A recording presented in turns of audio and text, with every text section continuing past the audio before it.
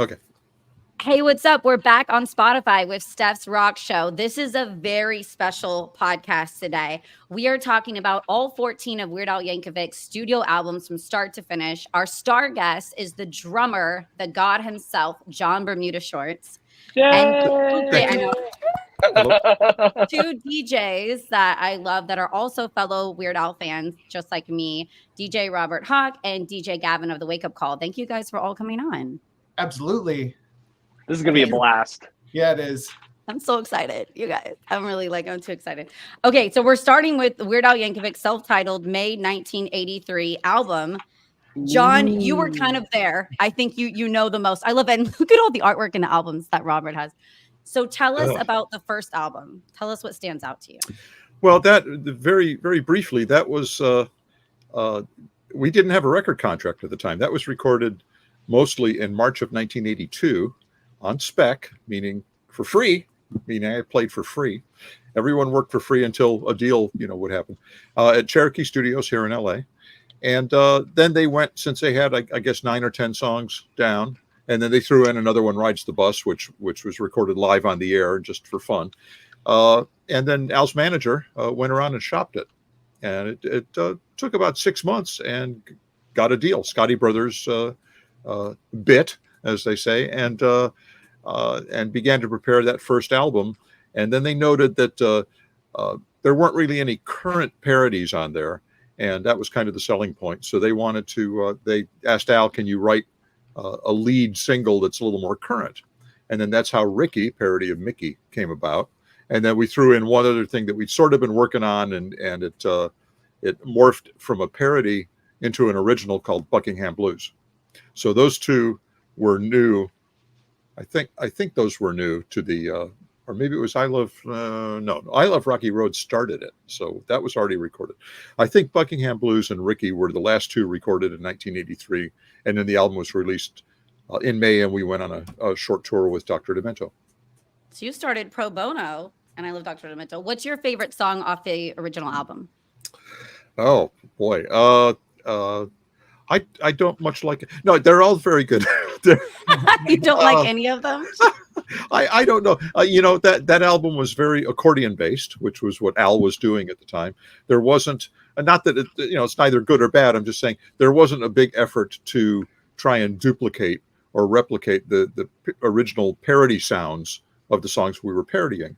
The originals were one thing, but on the parodies, they were still very accordion based. So we were just kind of doing what we had been doing, in my case with Al, for well over a year, just sort of playing along while he played accordion. And I don't know that, Ricky was pretty cool. That stood out. Again, that's got accordion on it. Tony Basil's did not, of course.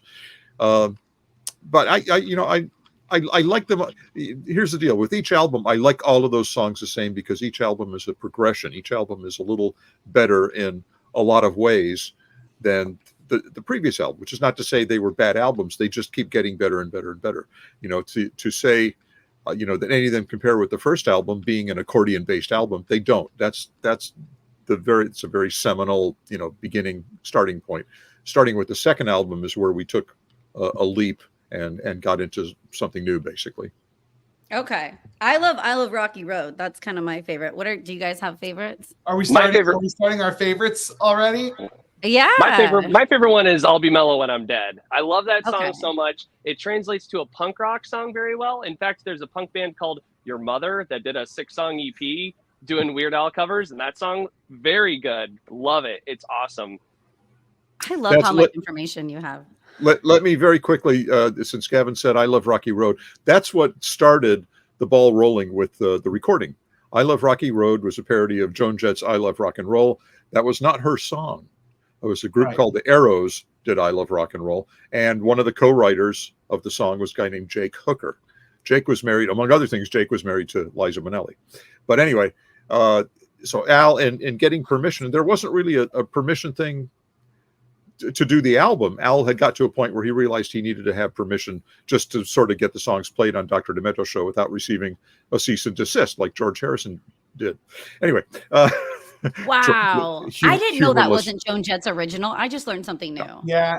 It's actually devastating to find that out because Joan Jett made a version that sounds exactly like the original. I actually feel really bad for the guys who did the original version. It's like nobody knows about them, and everybody knows the Joan Jett version, but it's identical. They made their money. Trust me. Anyway, did they? Okay. both from Joan and from Al. Anyway, so Jake, in giving permission to go ahead and do the song, he says, he basically got the ball rolling with, why don't we go in and record a bunch of your songs? One of my clients is Rick Derringer, guitar player. He'll come in and produce you, and we'll go in, we'll get that started, and then you guys will have an album's worth of stuff to get things going. So he basically helped us out based on that song. So that's the significance of that one. Wow, I love it. Cool. Okay, my favorite on the album. Yeah, my favorite on the album is definitely "Happy Birthday." Like it's I still love that song. Did you play it last week for your birthday? I did not. No. I play it every year on my birthday. I play it to myself. Okay, we'll travel down to number 2. So we try to keep this within podcast time. We'll see. The Weird Al Yankovic in 3D came out in 1984. We got Eat It. Oh, thank you, Robert. I love that. Oh, look at John. You're reproducing it. Don't worry. I've got all of them right beside me. We'll go through them. Vanna White over there. I lost on Jeopardy, so many good ones. So Bermuda, what stands out with the 3D album to you? Well, overall, that was the album, and I think it was a Rick Derringer's suggestion that why don't we try to sound more like the songs we're parodying instead of making it an accordion-based album. And so we did that. Actually, we had been playing, and Eat It was the lead single off of that album, a pretty big hit. But we had been playing Eat It since the summer before, just a little segment of it. We did what was called a food medley when we would play out. And Eat It was part of the food medley. And I don't think it had been fleshed out into a real song until maybe December or something of '83, when Al got permission and finished it up and we recorded it. And we did our best on all of those things. The Brady Bunch song, we tried to capture the production and the sounds of the song we were parodying, which the idea being, you would hear the song come on the radio and you wouldn't really know it was a gag until Al started singing. You would think you were hearing the original song. Well, in hindsight, we were okay at that. We weren't great at it. We certainly got a lot better at copying those songs that we were trying to parody. I listen to those things now and people say, oh, you sounded just like Michael Jackson. You guys must use the Michael Jackson track. And I listen to it. It's like, it's not that close to Michael Jackson's track. You're being critical of later, yourself, yes. though. You guys. Well, I mean, hindsight is 20/30. So. Okay, can I ask a quick question about this album? So this is the first time that a polka medley shows up, which becomes a total staple of a Weird Al album. So whose idea was that? How did that start? Was it a hard sell for the rest of the band? Well, we had been doing polka medleys all along. Prior to the first album, we did polka medleys. So that's really not, was not a new thing. There was, and I forget which one, but there was one other album that also did not have a polka medley. But there are even worse. Even worse. Okay. And then of course we released a polka medley recently that just on its own. So there are a total of 13 Al polka medleys plus the Hamilton polka, plus he polka-fied 2 Portugal the Man songs. That's right. Yeah. We did the Pokemon for the Pokemon movie as well. That's right. Thank you. I never thought you guys would do WAP in polka. Whose idea was yeah, how about that? Yeah. Was that yours, Bermuda? Don't lie. You're like, you got to do Cardi B.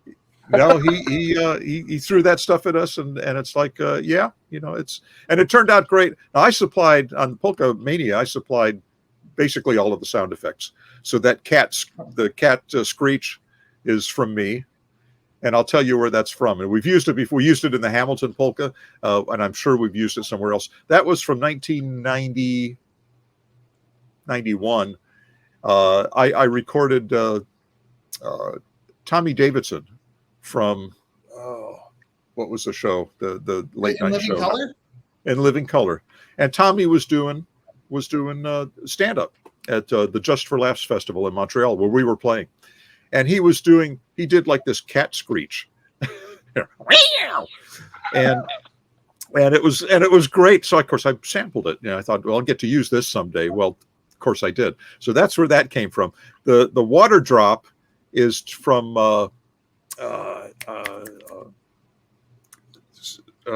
Trapped in the Drive-Thru, and that was me. Yeah. That was me going, or oh, that was not bad.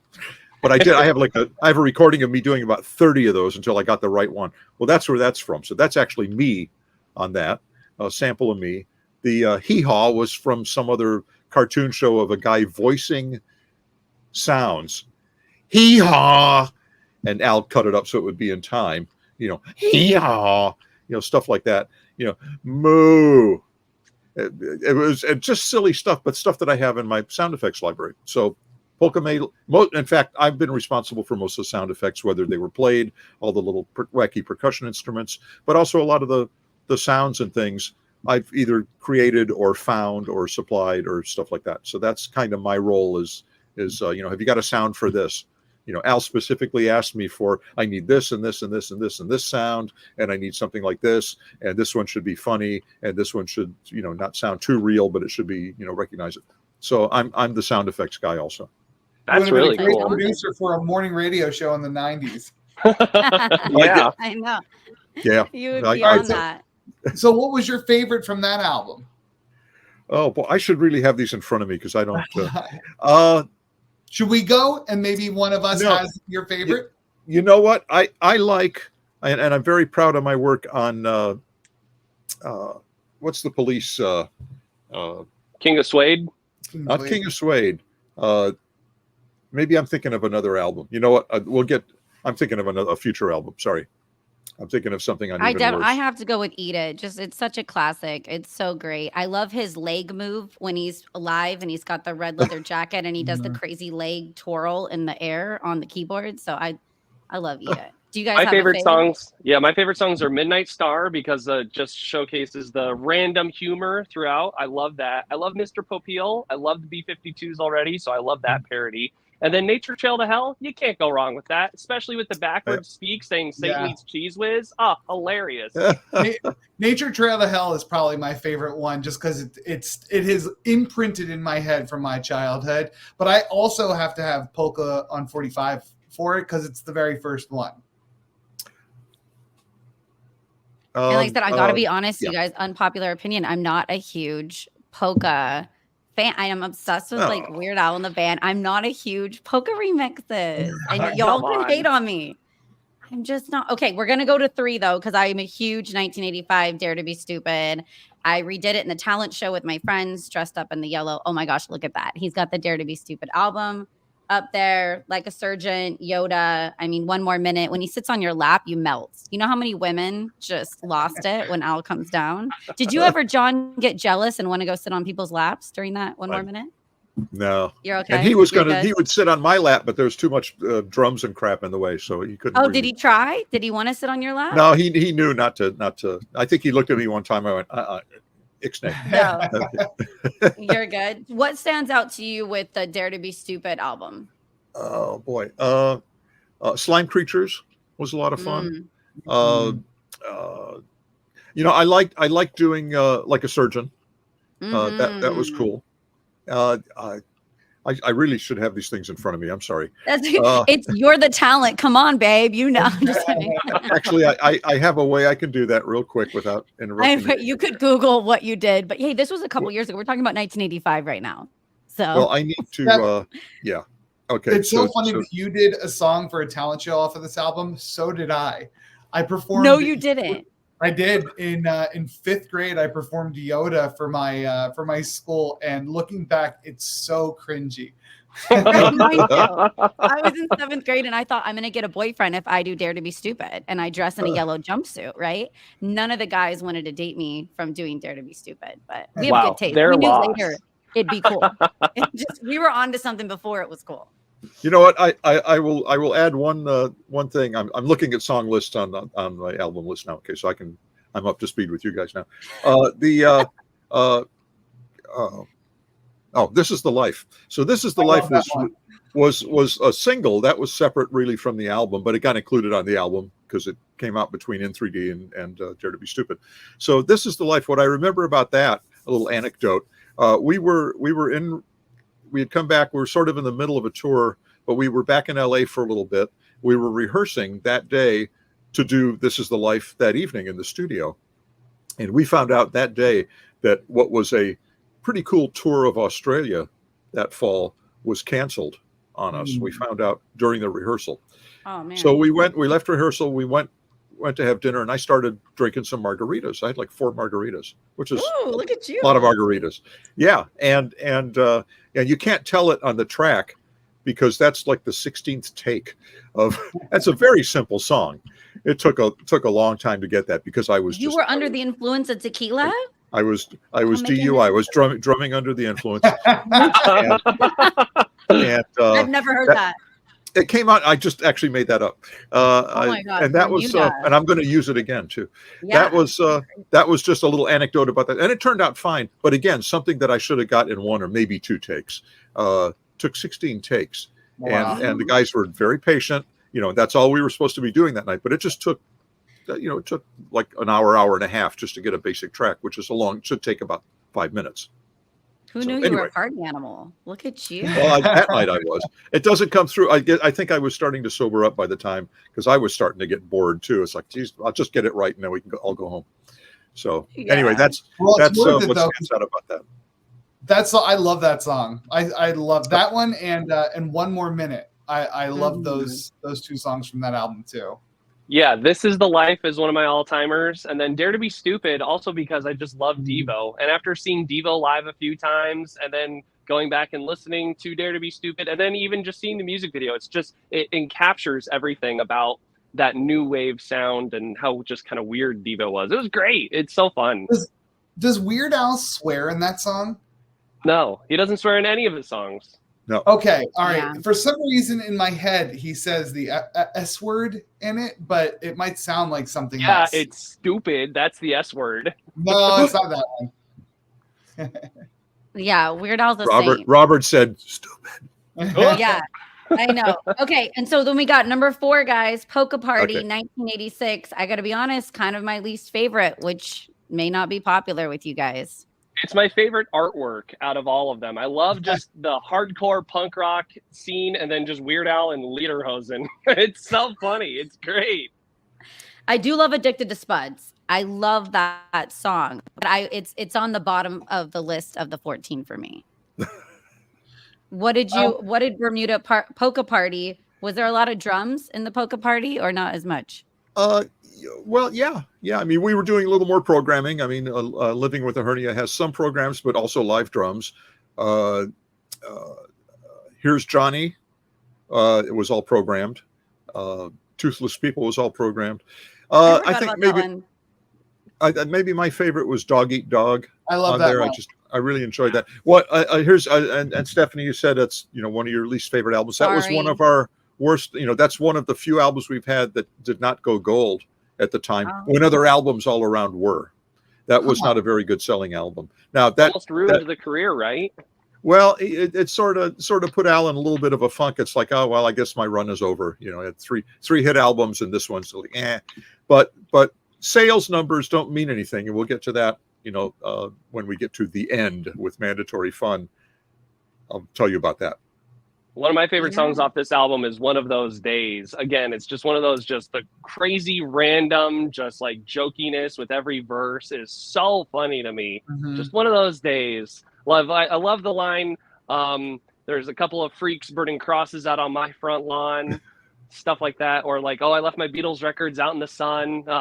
One of those days. I'm a huge Talking Heads fan. So Dog Eat Dog,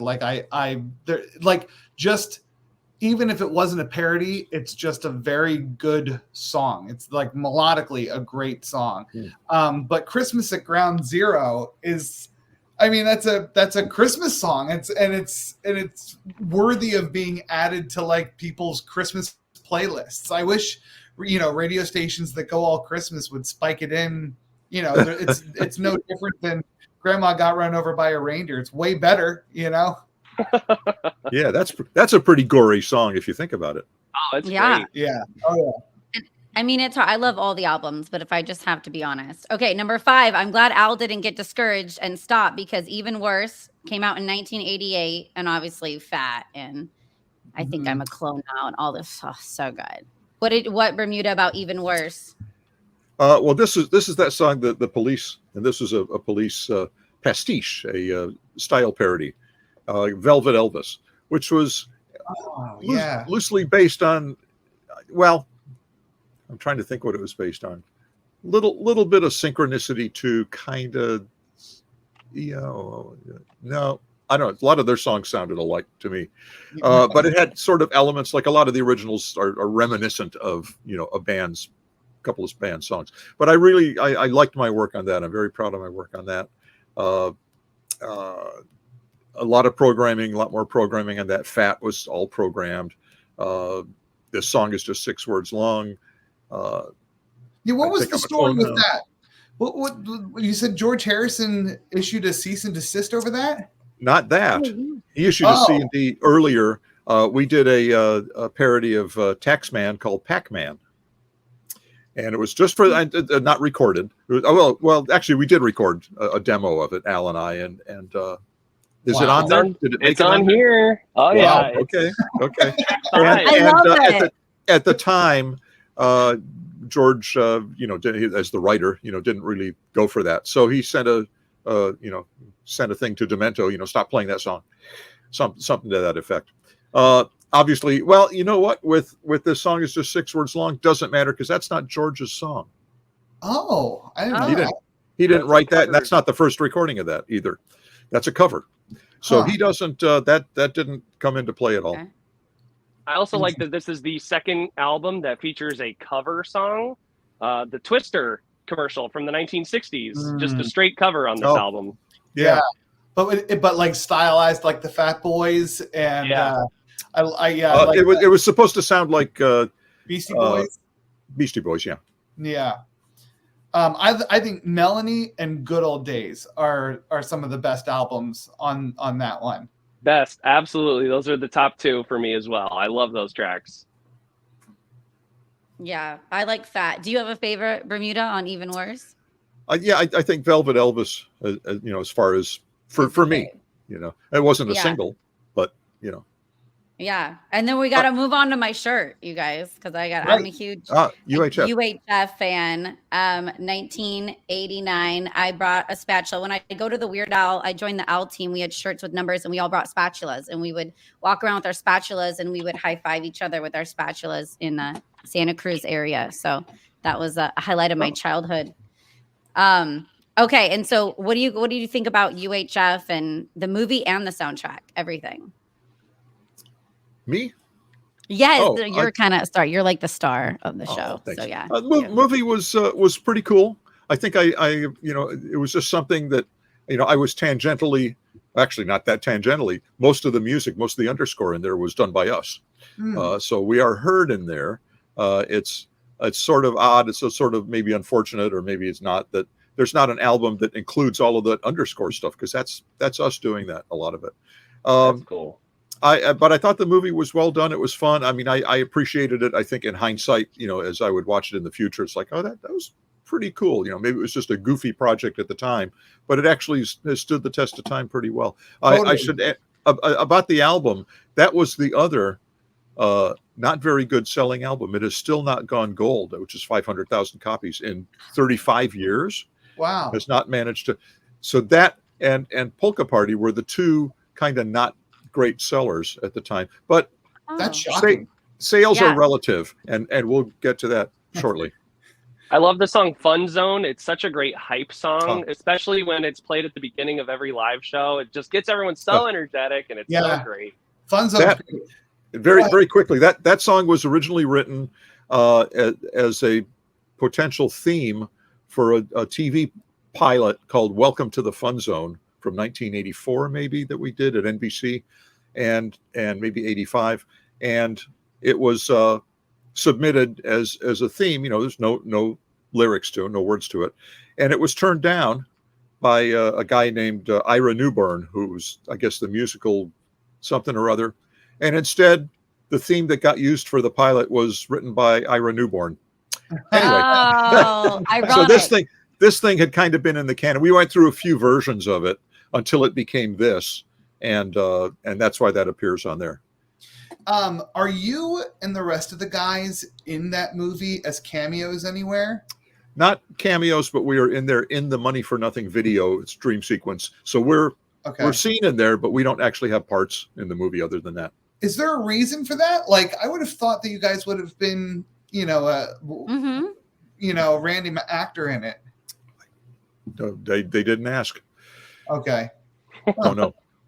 I mean, I love, obviously UHF is a great song. I love UHF. But the Biggest Ball of Twine in Minnesota was like the first of those real long form songs. And it's great because when you go back and listen to that, you can hear like the early drafts of like Albuquerque and just like flowing free thought in a song form. And because of that song, I've actually gone and visited the Biggest Ball of Twine in Minnesota. And it's really fun. It's really cool. There was, and as far as putting long songs on there, that was permissible now because things were coming out.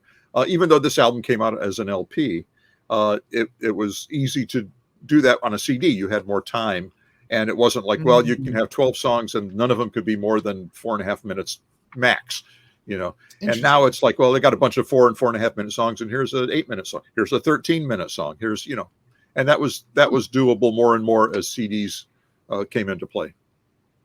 I love the long songs and how he memorizes them, and the intelligence you as the entire band have to continue on into an 11-minute song is phenomenal. That's a rare thing. A lot of artists don't do that. Tolerance, patience and tolerance is I should add that at the time, this was the last LP.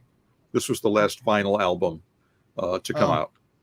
And I knew enough about CDs and stuff at the time, and I kind of called that. I said, I have a feeling this is our last vinyl album. I think it's going to be CDs and cassettes, and the cassettes, eventually went away too. So, right. Well, we're all forgetting about the LP pressing of Peter and the Wolf with Wendy Carlos, who also did the music for Tron.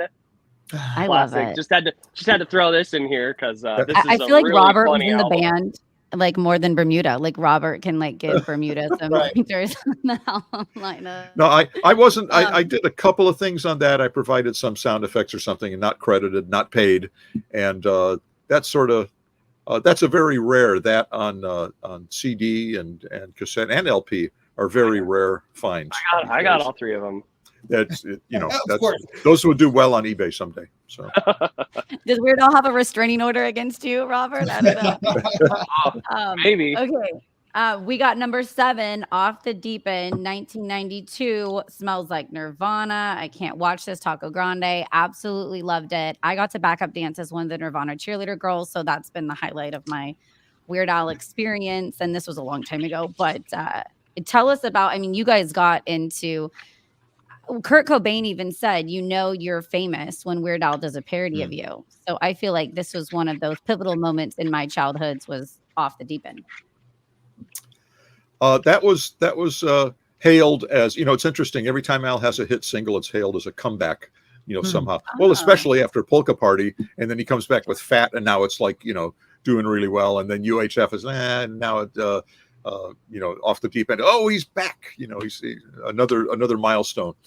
That was a fun album. It was all good stuff. There's one thing I don't know. That's not it is a big secret, but it's not, Al would never lie about it if asked. We always do the music for all of these songs. It's us. It's the band. It's all of us. Sometimes we have a guest person come in. Sometimes because there's some cachet to doing that, having Dweezil Zappa play a little intro on something, or Ben Folds come in and play, or Taylor Hanson, or stuff like a Ray Manzarek played on our Doors pastiche.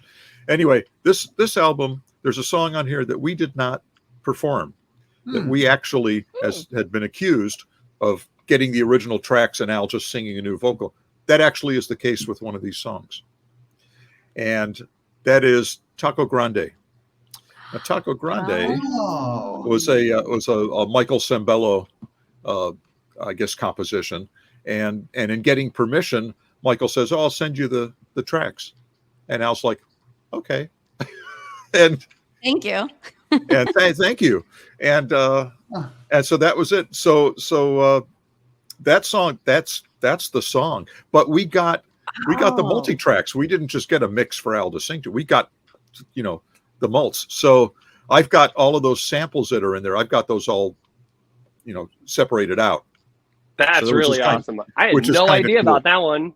That is so cool. Just you three and everyone that watches this. Right. Okay. Right. Anyway, like 4 more people. Okay. So that's a little rarity about this. So like it. This album came out when I was a teenager, and it might just be that it came out at a time where whatever music is being consumed by your brain just imprints for the rest of your life. But this, I think, is one of the best Weird Al albums. It was so diverse in the genres that you guys did. It was so like in the moment, culturally relevant, from top to bottom. I don't know. It seemed to encompass everything of those 90s years, and it did it so well.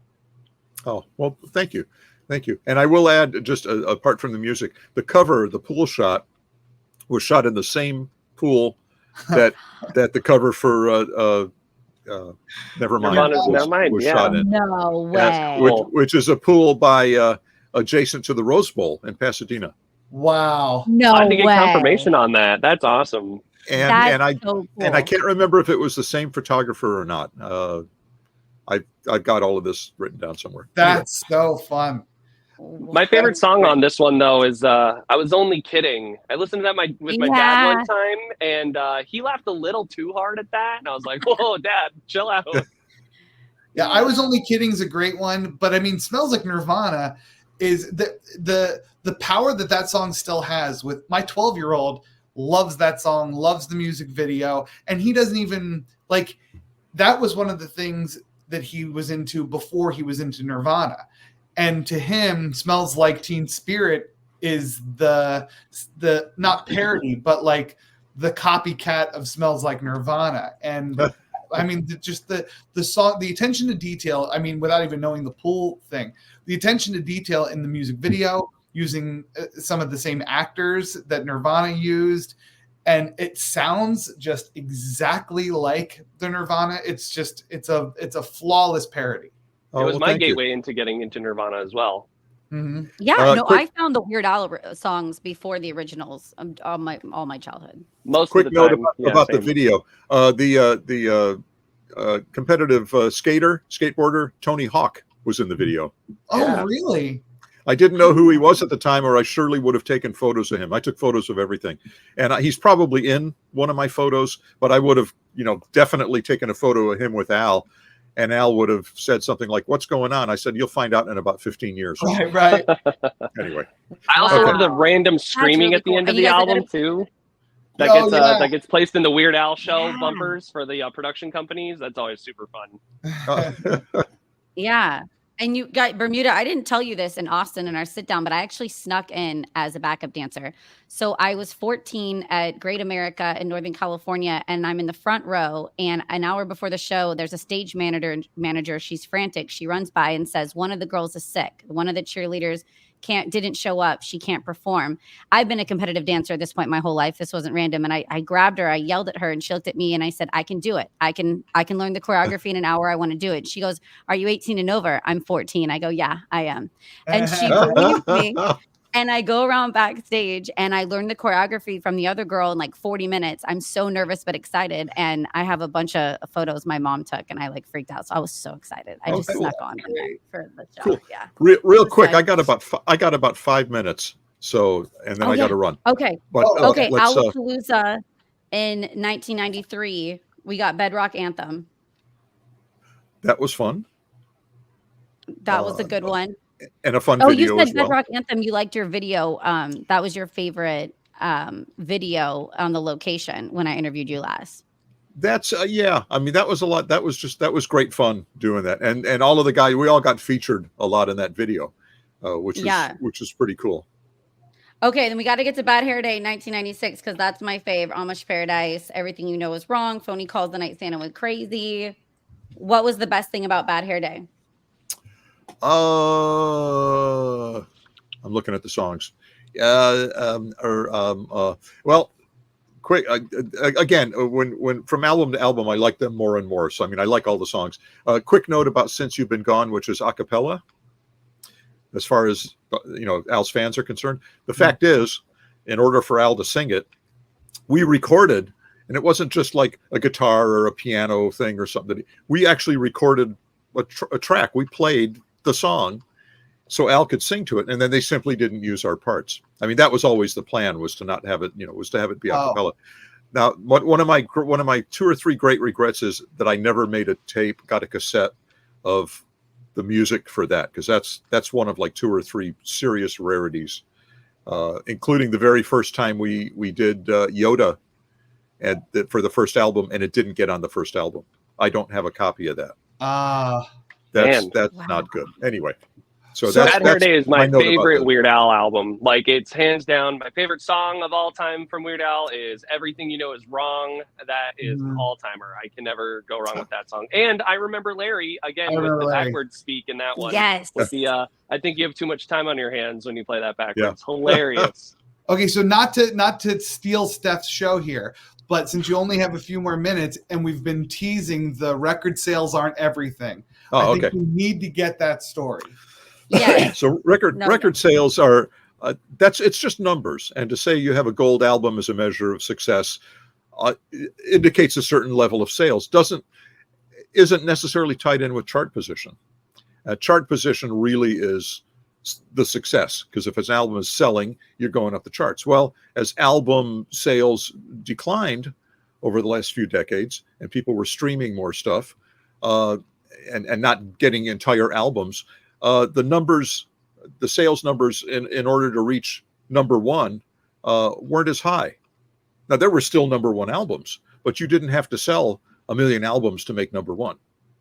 You could sell 105,000 albums to make number one, as we did in 2014 with Mandatory Fun. At the time, maybe our worst selling album number-wise, but absolutely our best charting album. Our high, we've had 3 or 4 top 10 albums on the Billboard 200 chart. But that was sales don't correlate necessarily. No, sales numbers don't correlate. So when like Polka Party and UHF undoubtedly sold more than Mandatory Fun, but they didn't chart. They didn't go gold, and neither did Mandatory Fun, really. But Mandatory Fun was way up on the charts because you didn't have to sell that many albums to get a number one album anymore. Interesting. So that makes sense. I'm glad you asked that, Gavin. Okay, and Bermuda, I know you're busy. You got to run. Two out minutes, of Running with 2 Scissors, minutes. Poodle Hat, straight out of. Okay, we got Okay. 2 minutes. Running with Scissors, Poodle Hat, Straight Outta Linwood, Apocalypse, and Mandatory Fun. Which one out of those last 4 has been your favorite to create? Mandatory Fun. Okay. No question about it. And for a couple of reasons. One, like I say, every album is, in my mind, and really is, gets better. We improve as a band. Al improves as a producer. I think the songs generally get better because Al realizes he's got to craft more carefully. It's not like, well, we're under contract, we got to put an album out, and they need, I have 2 good songs, I'll just write 10 other bad ones. These were really well crafted songs. These were really, really good songs. And this album was done. This was maybe the only album where all of the parodies were sequenced, were programmed. And all of the parodies on here were programmed by me and either Steve J, who plays bass but also does keyboards, or me and Jim West, who does keyboards and guitar and sound design and stuff like that. And so I'm very proud of my work on this in particular. I mean, I've been programming since 1985, but this album really, I turned around and looked at what I'd done. It's like, I've become a sound designer as well. Because it was really a lot. This is one of those albums where our parodies really, really, really, really sound close to the original. I mean, really, you would be hard pressed to tell. Foil, Word Crimes, Tacky. That sounds like the originals. So yeah, they close. do. Thank you. I'm very proud of Word Crimes. That was a very good one. The lyrics are so clever of that song. Yeah, I mean, I learned a few grammatical things. Me too. Me too. I love it. I learned. Thank you, Bermuda, so much for stopping by. If you want Robert and Gavin stay on, we'll run down the last 4 albums. But thank you so much for taking time out of your day and stopping by and giving us some secret info. Well, thank you for having me, and very nice to meet you guys, and nice to see you again, Stephanie. Yeah, it was great to see you again too. Like, 10 years later, every 10 years, let's do an interview. Okay. Okay, Alrighty. sounds good. I'll contact you in 10 years. Okay. Thanks. You better not be that long. I don't know. No, and next year I'll be like, I need another 40 minutes out of you. I'm gonna squeeze it out. Okay. Okay. All right. Have a good one, dude. Thank you. Bye-bye. Bye. Well, that was cool. sweet of him. That was super I know. cool. Are you guys down with doing Running with Scissors on? I think we like should. another, I 2 think we minutes? should go back to Alapalooza and talk just a little more in detail from that album going forward. You're I right. mean, You're I right. feel I a felt little like bit you needed to more- get off. I feel more comfortable saying this now that he's gone, but Alapalooza, I think, is the worst album. This is my least favorite Okay. one as well, but there are still Both good of you songs agree? on this. See, Yeah. I'm Because such a we're- Bedrock that's 'cause we're Anthem not- fan. That's because we're not fake fans. Right. We're- We're here to tell the hard truth. Like, That's why I know okay, the so Polka thing hurts people. Frank's 2000-inch TV, I think, is a great song. And I also love the Bohemian Polka, but that's kind of it. Like Bedrock Anthem is cool, but I don't know. I remember even thinking at the time, like, the Flintstones? Like, we're still talking about the Flintstones? Yeah, and it's 2 parodies meshed into one as well, so it kind of is like just weird. But it's the same band, which is nice. My favorite songs on this album, though, are Talk Soup, again, because of just the random nonsense, like hilarity within that song. And then Living in the Fridge, underrated parody, super I solid. love that Only had a half music video that they used as a clip in the Weird Al show later on, which was really fun. But those ones, and then Young, Dumb, and Ugly was really cool too, because that one's just super awesome. See, I think I was such an Aerosmith and Red Hot Chili Peppers fan at that point, and then so I loved that Weird Al incorporated like all my artists coming together. But I liked that album. I don't know, and I liked the tour too. Man, But I yeah, still, and I still can't get into the Red Hot Chili Peppers. then, no, Oh, God, God, I hate dig them. Oh, I dig them, dude. And then Bad Hair Day, like that was my favorite. I think we skipped it because like Yes. Gump, when he calls, like I said, like Bad Hair Day, you said too is one of your favorites. I can listen to that album start to finish. It's the first time I went and bought it by myself with my money at the record store. So it's just a great Yeah, Bad memory Hair of Day it. is also my favorite. The more time I spend with it growing up, the more I realize like this is like, besides Syndicated Ink, pretty much the entire album is really timeless, which is really awesome, and it continues to age very well. Everything You Know Is Wrong. best song on the album. Best song on the album, probably arguably one of his best songs ever. Yeah. Also, Can the we band all three agree Your on Mother did something? a cover of that, which was really cool. Gump is super fun. And then the Night Santa Went Crazy, there's the album version and then there's the extra gory version. So 2 officially released versions. That's my which are Christmas song awesome. every year with the kids. We do the Christmas tree and we put The Night Santa Went Crazy on. That's our family Christmas song to tell you how screwed up we are. The extra gory version, is there an extra verse or is it just sound effects? No, it's there's a whole extra verse. Really? It's like an alternative. It's an alternative ending. It's I on don't think I YouTube. heard that. It's on YouTube. Okay, I'll check that out. You gotta look that up. But the I Remember Larry is So good. So like the Quality. last verse of I Remember Larry, it makes me laugh every single time I hear it. And Yeah, my and go-to that's like- karaoke is Amish Paradise. Like, do you guys have a go-to karaoke? We're not like that's, and everyone thinks I'm gonna do Gangster's Paradise, and these guys go, oh, and they freak out at the bar. And then when I start doing like I walk through the valley, like I throw them off every time. So that's my jam. I don't do karaoke. Me either. I don't No? do karaoke either. DJs that don't do karaoke? Okay. All right. But, weird. With I Remember Larry, you know, it's almost like a really solid follow-up to the obscenities of Melanie from Even Worse, which is so good, and it's such a great They're follow-up. very similar. Yeah. And so so Amish Paradise was interesting for me because that album came out when I was still living in central Pennsylvania, which is where Lancaster is. So like it was interesting to see Amish country react to Amish Paradise. They loved it. Well, but not, I mean, obviously don't know any Amish people, but people who had Amish people in their family or lived near Amish people took like offense to that song. Like when we're like really pissed about it. Wow. See, I've I heard love I've heard the opposite, where people that have like Amish people in their life, they were getting offended over it. But then when actual Amish folk were getting, a listen to the song, they were like, "This is great. We love this." Do I you just know remember how? Coolio got upset. Coolio Right. got offended that it Yeah. was kind of putting in light a serious song about surviving the ghetto and whatnot. And I don't think he understood that. Obviously, this wasn't making fun of the original song at all. It was just its own parody within in itself. So I And don't that think he boils down understood. to just a solid miscommunication on both parts. Yeah. I'll never Yeah. forget that clip of Coolio like just wiping a towel on his Grammy while he's sitting there like shitting all over a Weird Al's parody of it. And it's like, this seems ridiculous. Like, Yeah. I wasn't a fan of him, obviously, after that. I was like, oh, I'm not going to Yeah. listen to his music.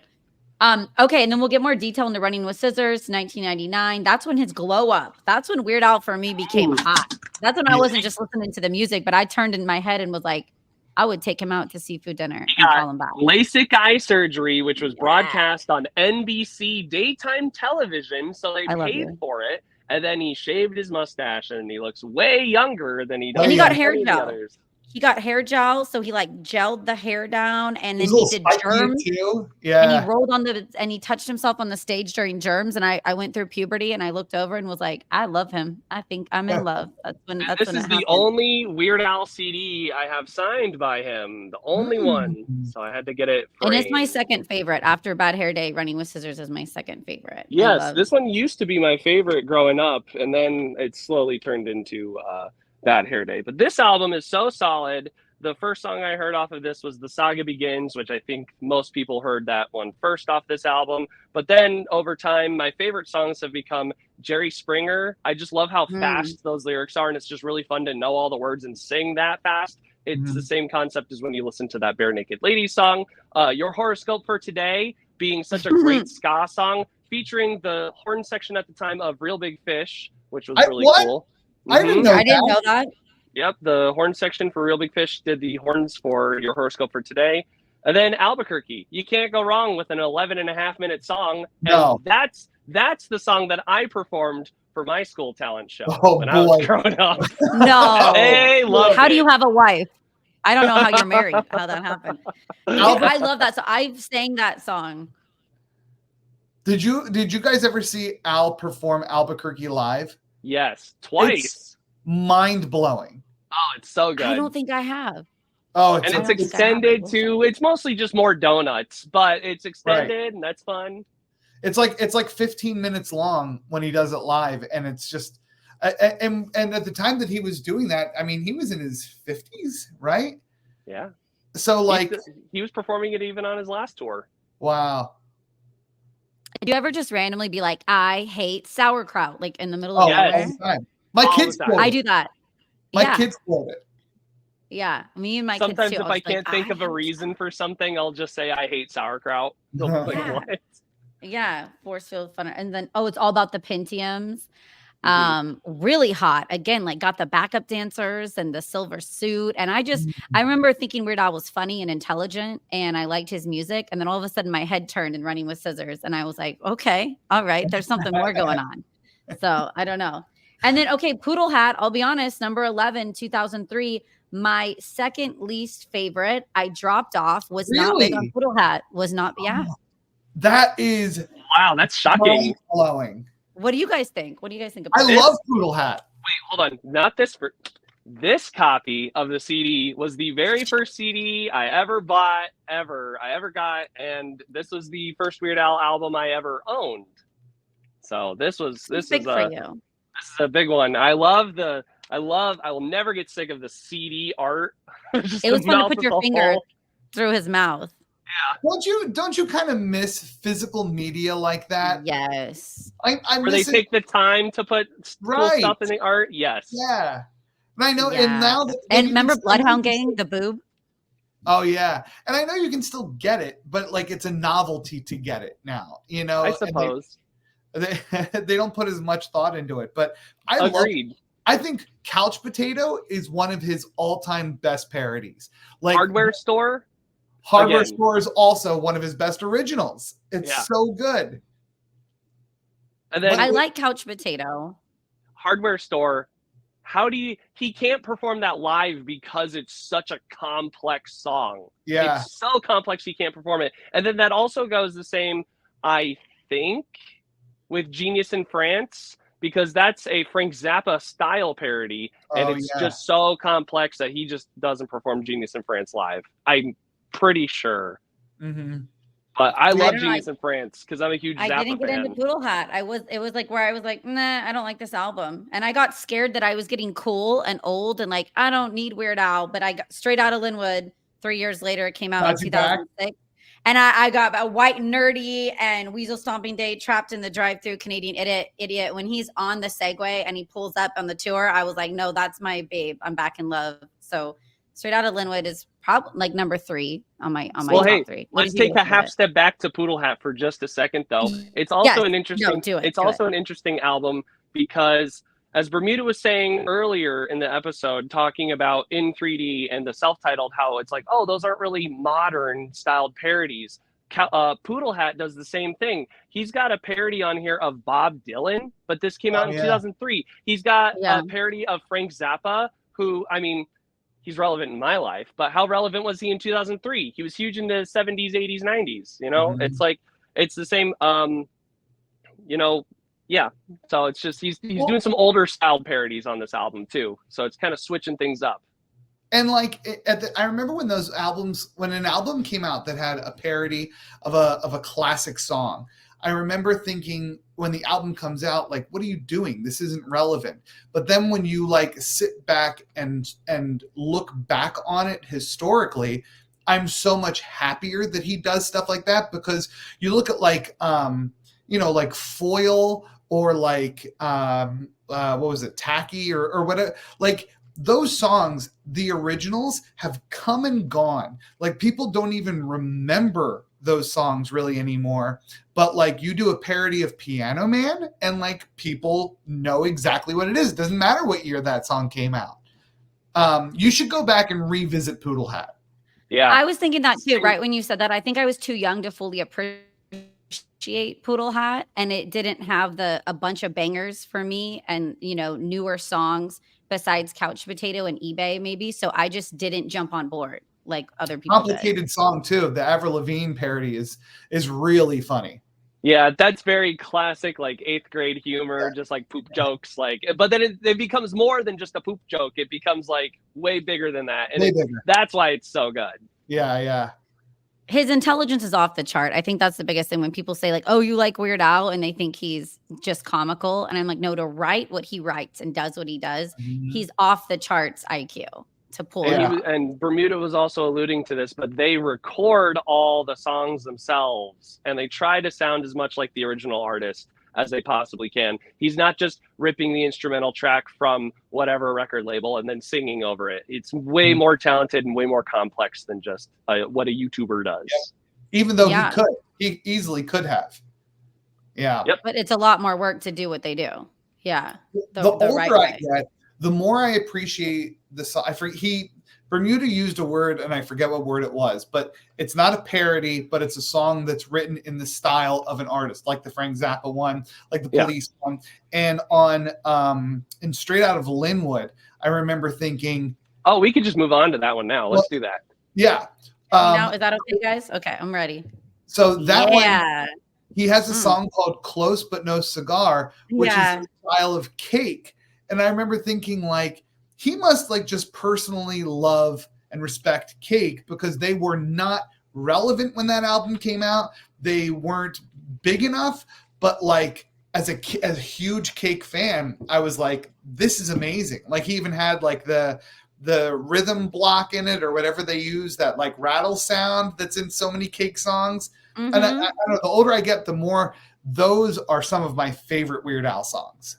Agreed. Yeah. The more I listen to everything, it's not that the parodies are bad. The parodies are bad. I love it. That's the introduction to the album. But the more time you spend with them, the more the deep cuts that the originals become like your favorite. Yeah. I also agree. Close But No Cigar. That is my favorite song on Straight Outta Linwood. That song is so funny. The lyrical content. Also, just I know people in my life that are just so shallow that break up with people for the most minuscule reasons. So it just makes me laugh when he says, I broke up with her because her earlobe was just a little big, or she owns Joe Dirt on DVD, or, you know, it's so funny. And the music video for that was animated by John Kay, who was the animator for Ren and Stimpy. But we don't talk about him anymore because he's canceled. Right. He was canceled. Yeah. I didn't know that. I mean, that he did Ren and Stimpy too. That's, wow. Yeah. And then my ringtone is White and Nerdy. So, I mean, that's how I love was the first one that I ever heard. It was the first album I ever heard by Weird Al ever. So this one's got a really solid soft spot in my heart. Wait, it was the first album you ever heard? By Weird Al. Right. How did that happen? How was that so... I was just born. You're so much younger. Yeah. Yeah. I was in middle school when it came out, and I just didn't. This was my introduction to Weird Al. I didn't know. Wow. One of my other friends was like, "Hey, you got to listen to this. This is so funny." And I heard it, and I was like, "Wow, this is cool." So Straight Outta Linwood was the first one I heard, but Poodle Hat was the first one that I bought. Huh. I'm so proud of you for knowing as much as you know and what you've collected with Weird Al and your age. Like, that's phenomenal, dude. I think Bermuda was a little taken aback by you knew more than him. He's like, whoa. I think he was a little worried too. Yeah, he's like, oh, Robert, how big of a fan are you? With this. My address. Yeah, I'm always on my A game with this. Okay, and then we just Stalking Day, of course.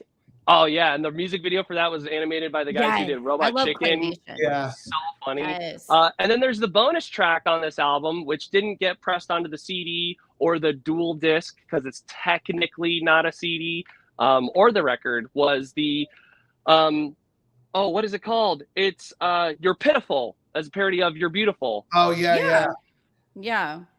Which is also that was a good parody. Yeah. Have you guys seen Weird Al on Robot Chicken too? Because him and what's his name? Seth Green. Yeah, they're friends. Yeah, he's on a bunch of episodes. I had an opportunity to hang out with Seth Green, and he and I were talking about Weird Al quite a bit. That's cool. That's really cool. No, I never got to meet him.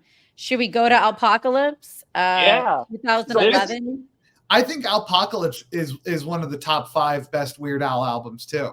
Yeah, this album rules. This was the first album that I ever bought on vinyl. This one right here, this was my first record that I ever owned. It was before I even owned a record player, and I was like, I gotta own this. Which Bermuda mentioned, UHF was the last LP to release. You know, all the others started only releasing on CD and cassette, and then eventually they fell off with cassettes. So Off the Deep End, Bad Hair Day, Alapalooza, I said those out of order, people are going to get mad. Running with Scissors, Poodle Hat, Straight Outta Linwood, none of those got vinyl record pressings. None of them got pressed on LP ever until 2017 when the Squeeze Box was released, which is a box set of all of Weird Al's albums, and they're all remastered and they sound good. There was a CD version for it as well, which I have over there, which I'm not going to get out, but but then I like how I go to like Weird Al. He says, "Yeah, that's what I thought." Like, oh, cool, he likes Weird Al like me. But then Alpocalypse was the first album where it did have an LP. Like, it's like a comeback for the LP. Right. So when it initially released in 2011, that's when vinyl was on its resurgence, and so they pressed it on LP and CD. Yeah. I think you need to start a podcast just about Weird Al, and you weekly talk about Weird Al facts. There's enough Weird Al podcasts out there that are so good and way more in depth. I love, but none of them had the drummer on. So this segment wins. So for this one, this has not just one of the best Weird Al songs, if not, in my opinion, the best Weird Al song. This is actually probably in my top 25 favorite songs of all time from anybody, and that is Skipper Dan. Ooh. I think Skipper Dan. Okay. It's hysterical, like the concept of it, and the content of the lyrics, brilliant, super funny. But it's not a parody; it's an original, and it's such a catchy tune. And I don't know, I just think it's great. If you don't know the song, like it's from the first person perspective of a skipper on the Jungle Cruise at Disneyland and what misery their life is, and it's hysterical. So that's really funny you mentioned that, and I had a feeling you were going to say that because it's a style parody of Weezer. Oh, it is? Yeah. And Weezer's your favorite band. And Weezer is my favorite band. That's why you liked it, and you didn't even know you liked it. Interesting. I mean, you're also a huge fan of Disneyland, so of course it's like, oh, it's so good. But it's fun as now much that you as I say love that, Disneyland. though, I can hear it though. Like as soon as you say that, it's like, oh, I can hear that. And it's interesting because CNR on that album is in the style of the White Stripes. Yeah, and it's also so another one of my favorite favorite songs from that album. Also from this album, really interesting, 5 songs were actually released years before the album actually came out. In 2009, he released an EP called Internet Leaks, and he released 1 song every month or so leading up to the official full release of the EP. I forgot about that.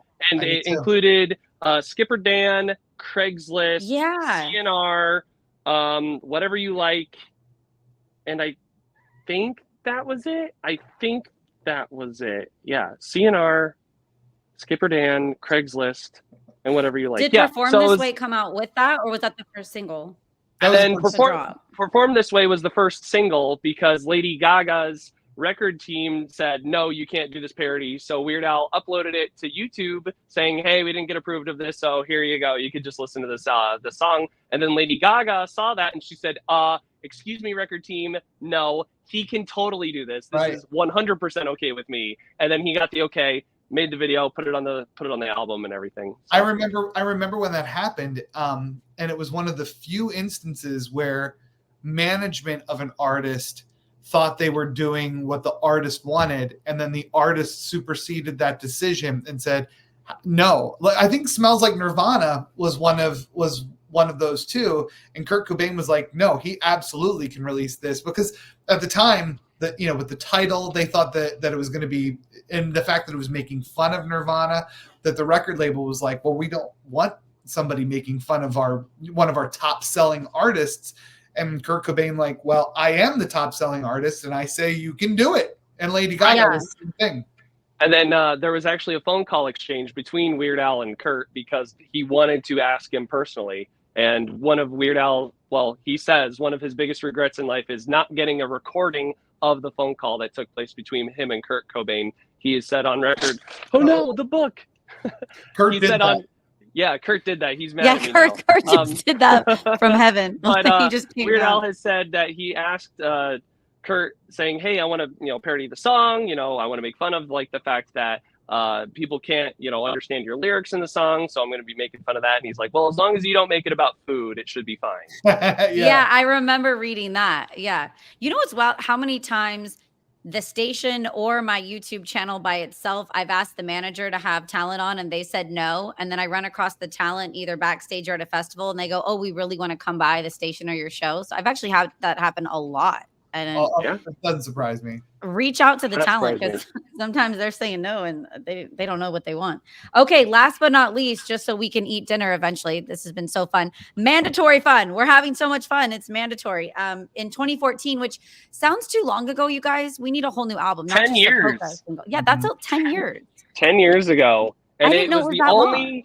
It was the only Weird Al album to hit #1 on the charts, overall. It hit #1, which is really cool. Not just the comedy charts, but the actual Billboard 200. This album is so fun. It is one of my favorite Weird Al albums. It's perfect front to back. It's still really relevant. It's still really fun. And bouncing off of what Gavin said earlier, songs like Foil and songs like Inactive, the original songs, they don't get played on the radio anymore. People don't hear those songs anymore. The people have forgotten that Lorde sings the original version of Foil, but the Weird Al version, it has longevity and it's stayed, and people still come to his shows years after this is released with foil hats on their heads. How neat, you guys, during the live performance was it in Tacky when he starts in the back, and he walks through the center and you're trying to find him. You don't know where he is. And I just love that he's interactive with the crowd. He's not just on stage and far away, but so many times he jumps down in the stage and really wants to touch his fans and get to know his fans. But I love the start of the Mandatory Fun Tour and Tacky when he's just like, can't find him. And then I realized how I take photos of my food a lot on Instagram, and I stopped doing that after hearing that song. I didn't know I was Tacky. I thought it was like, oh, I love my food. I want to post it. My bad. which was super fun. I remember thinking when that album came out and it hit #1, I remember thinking at the time, this is his last album. Like I knew that his contract with the record label was over, and the album hit #1, and I remember thinking, what a way to go out. Like if I was him, this would be it, and I would just quietly retire and just sail off into the sunset. And so for me, Mandatory Fun is a bittersweet album because I want more weird. Like it's cool that he still makes music and he drops songs here and there, but I want a Weird Al album again. Oh. And I know we're not going to get one. So it's. You don't think so? Like one more hurrah? No, he's gone on record and says he's done with the album format because it just takes too long. While he comes up with a cool idea for one song at a parody, things just move too fast for a full album cycle to be released. So he says he doesn't want to release any more full-length albums. He's done with that, but he'll drop a song here and there. Right. Yeah, like WAP and Polka. It's a bittersweet album for me. You're right. Because I really love that album. And I don't know why I thought it was more recent, you guys. I think time's just going by faster for me recently. So when I looked up and it said 2014, I go, no way. I thought that album came out like 5 or 6 years ago. So 10 years. That's a long time. Some of the best songs on it, though, are like First World Problems, hilarious. What is it? My Own Eyes. I quote that song. Me and my wife, we quote that song all the time. What's the other one? Jackson Park Express. We sing Jackson Park Express to each other because there's so many hilarious lines like, oh, honey, I want to make out with you in an abandoned toll booth while there's a monsoon happening. You know, whatever the line was. I think Mission Statement is great, too. Like the cleverness of those lyrics of going through and shining a mirror on every stupid corporate-y phrase that every general manager uses, like to hear it all condensed into one 3-minute song is poetry. Like and how does he know all of those? Because he's been living his dream as a rock star at such a young age, barely working in corporate. How does he know that we all have heard those a million times over in jobs? He pays attention. Yeah, he does. Yeah, irony. Well, dude, I freaking love Weird Al so much. We got Medium Rarities, which is all rarities and B-sides at the time in 2017 with, the original version of My Bologna, the demo version for Yoda, the Dr. Demento jingle he did, Pac-Man, the parody of Taxman, so many. You get the extra gory version. That Paul McCartney wrote, was that it? Was it the Pac-Man? Yeah. That he got upset. He wrote the cease and desist letter, which is a bummer, man. I like the Beatles. But then he also includes on here all of the TV and YouTube songs that he did. So he's got the theme song for Spy Hard, and he has what is it? The 30 Rock theme song that he did a parody of. Oh, no, he does that. On here, he also has the epic rap battles of history for Sir Isaac Newton versus Bill Nye the Science Guy. The Comedy Bang Bang theme song that he did because he was the band leader on that show for a season. He has the Ramones cover of Beat on the Brat, which was also on the Dr. Demento Covered in Punk compilation. He's got the new version of Happy Birthday. He's got the theme song to Milo Murphy's Law, the Phineas and Ferb spinoff TV show, which is super cool. That's all featured on here. Which that is a great show. Okay, that's actually a good springboard into, so a way to wrap it all up. The legacy of Al, okay? There's one more album, though. You forgot that. Right. You forgot that. That's what I was Weird, the movie, right? That was such a good movie. I actually find that album to be kind of, it felt like a money grab, like to be honest. It's one new song. It's the Now You Know. It's the one new song that he did, and that was on the end credits of the movie. He did re-recorded versions of his classic songs from his first album to his third album, and then the rest of his 46 songs that are also on here are just the soundtrack, the instrumentals from throughout the movie. Right. And for some reason, it's not on his site and on Bermuda's 14 studio album walkthrough. So I don't know, is it another record label or just because it's a soundtrack? It's separate. Yeah. Okay. I love that movie. That movie is brilliant. But what's funny is the concept of making a movie about Weird Al a parody movie was just genius. But what's funny is it doesn't translate to kid. I showed my son that movie, and he's 12 years old, and he loves Weird Al. We're watching it, and I can't tell you how many times he like would look back and be like, "So like that happened?" And I'm like, "No." Yeah. Did you guys see the Funny or Die skit, the original short one where it was really bad? Weird Al was drinking heavily and banging. With Aaron Paul from Breaking Bad in it, which they Yes. originally wanted to get Aaron Paul, but he wasn't available at the time. Oh, okay. I love the shorter one. I felt was perfect, and you really got the joke across that Weird Al is such a saint, right? He doesn't cuss, he doesn't drink, he doesn't do anything bad. Which, by the way, I didn't know Bermuda even had margaritas, and took a while to get those 16 takes. That was something new. But like Weird Al doesn't do any of this. So same with my kids are like, oh, Weird Al was a rock star, and I was like, no, this. I think it can go over your head if you're younger, and it's for an older audience maybe to grasp the context. There's actually two other ones as well. There's one that he did for the Disney Channel. I think it was 1996, 98, 99, somewhere in that time frame. And I think it was called Coming Home or Homecoming or something like that. But it was like this 45-minute special. Again, it was just like a tongue-in-cheek type of mockumentary that he did. It was really funny. And then he also has the Complete Al, which was a documentary, mockumentary style that was 1980 something. It was after Dare to Be Stupid, essentially. Mm-hmm. And the food album. I mean, I bought that in like first grade, and I just the food album. That's just a compilation CD of just all the food songs from the previous albums, and then that also goes for the TV album, and then that also goes for Greatest Hits and Greatest Hits Volume 2, and then you got the Essential Weird Al 3.0, and I got all those on eBay. I had Weird Al Pogs, so when I'd go to my friend's house to get Pogs, I had Weird Al Slammer and Weird Al Pogs, and I would be sad if I lost those, because those were. I actually think that those compilation albums did Al a disservice. It felt like there was between like the late 80s and the mid 90s, there was Weird Al saturation, where it felt like the record label was just squeezing every drop from him that they possibly could. And I think it did a disservice to his brand. But I think it's awesome that now he's cooler than he's ever been.